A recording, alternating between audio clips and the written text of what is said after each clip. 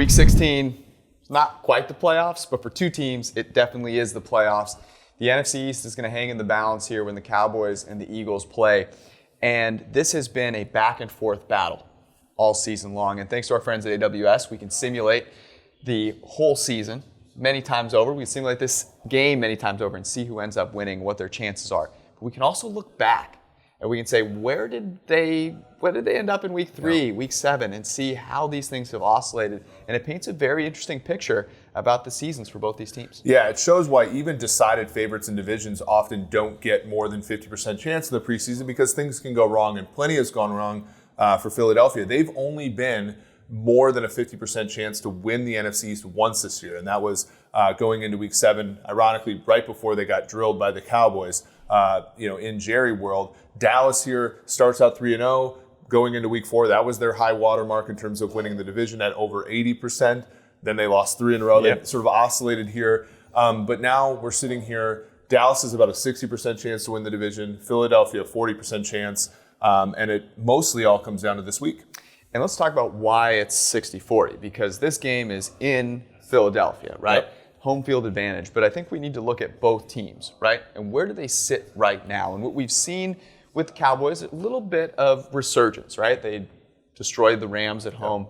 And the Eagles, they barely squeaked by the Redskins. They lost to the Miami Dolphins, a team that we've talked about in the running for the #1 pick.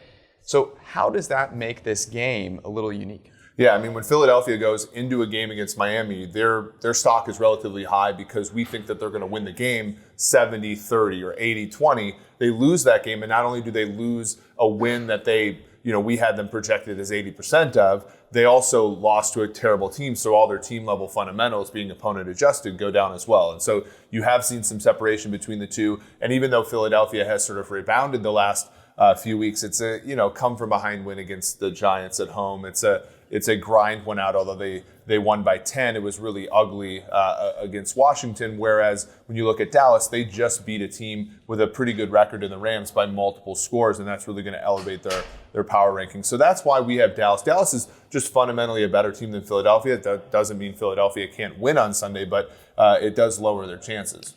80-20, which is like when you and I play basketball, and if I lose, it really dampens my spirits for the rest of the day, as it should.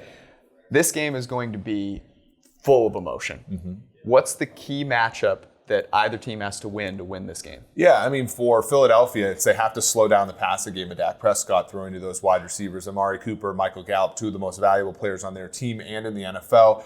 Dak Prescott's the second most valuable player in the NFL. If they can't slow down that passing game, they basically have to pray that Dallas slows down themselves. And they're perfectly capable of it. We've seen it a number of times. But to bank on that is pretty tough. So for me, I think Philadelphia has to get pressure on Dak. They have to cover. They have to hold up on the back end. And frankly, I don't see that happening very much. It's simple for me. This is going to be a close game, I think. And it's going to come down to the coaches. Jason Garrett's caught a lot of flack. Doug Peterson kind of has a little bit of a grace period because of the Super Bowl win. Yep. But whoever makes the smartest decisions in the fourth quarter, be it on 4th down or on 2nd and long, is going to win this game. You want to get rid of me and get back to more great PFF YouTube content?